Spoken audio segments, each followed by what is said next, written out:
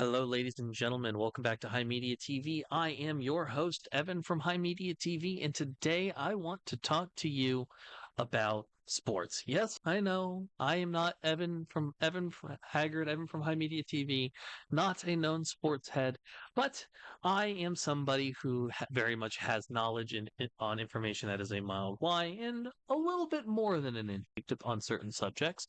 And one of the things that I'm kind of vaguely interested in is the title of this video: The Decline of Sports and Silliness and Fun Bringing It Back.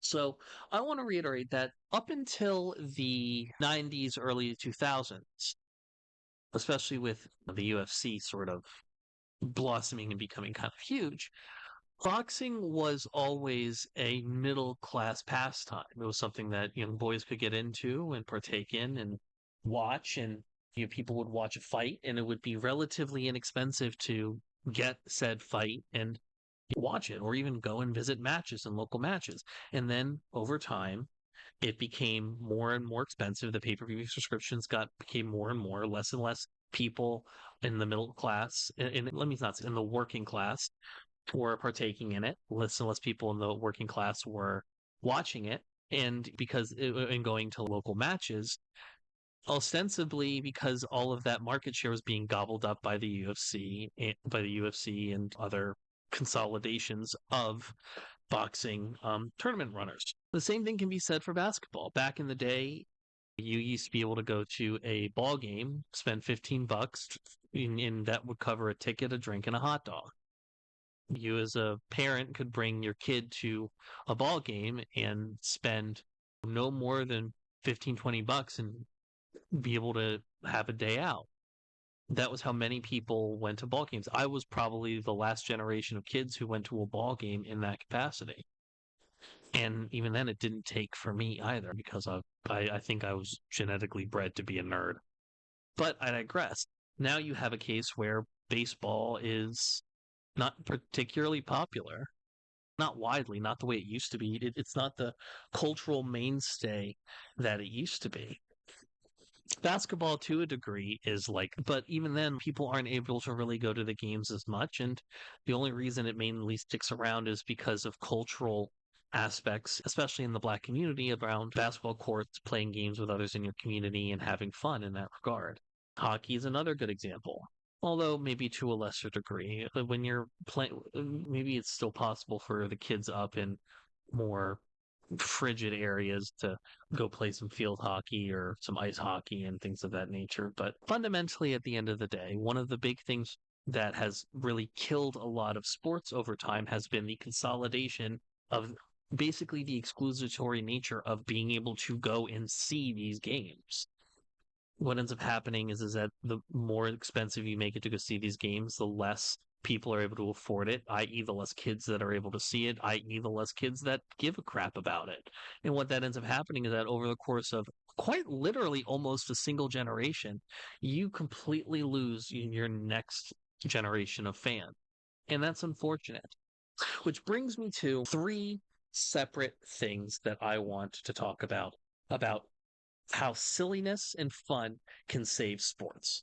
So the first thing I want to talk about is creator clash, in this case, as many of you are probably aware, being the thing where YouTubers, TikTokers, Twitch streamers will come together and bludgeon the hell out of each other in a boxing match. And you know what? There's even with people like iDubbed and the Dr. Mike and iDubbed event in 2022, there's non-creator clash, but just general influencer concept, like boxing matches being done. There's one up, I think, in Buffalo really recently too, within the last week. Fundamentally, these boxing matches done between content creators is getting an entire new generation into it, because most kids are interested in the influencers that they watch, and this gets them interested in the sport more broadly. Is everyone going to get into it? No, but you're going to have some peel off, and people are going to be start looking at, all right, let's look at the more professional stuff and see how that runs. Another prime example, the banana ball.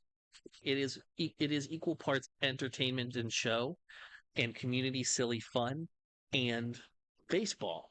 there are something like 5 separate player leagues, teams in the leagues: the Savannah Bananas, the Party Animals, the Firefighters, the Visitors, and the Texas Tailgaters.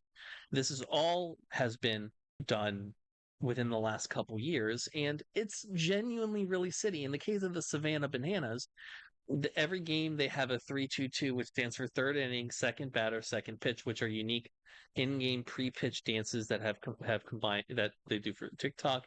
They play. They all of the players play in kilts, and the local people around totally get into it as well. Look, there's a little somebody baby in a banana. It's adorable. There's community grandmas who call the Banana Nanas, who are a senior citizen dance team. They have a dad bod cheerleading squad that called the Man Nanas. They had the world's only dancing umpire. It's all just silly fun. I unironically would find this super fun and entertaining. And I would go to this. And here's the thing, I know how baseball works nominally. And I played T-ball as a kid. I would be more interested in this because this would not only probably get me more into the game, it's silly and fun, and I think it's great. And to bring it into the last thing, which with is hockey, we have goalies. What is Oops All Goalies is they just take 60 goalies and do 5-on-5 all goalie games where nobody's allowed to guard the net. And it's complete and utter chaos. People come dressed up in costumes. It's goofy. We're all wearing their goalie uniforms, so they're moving like shit.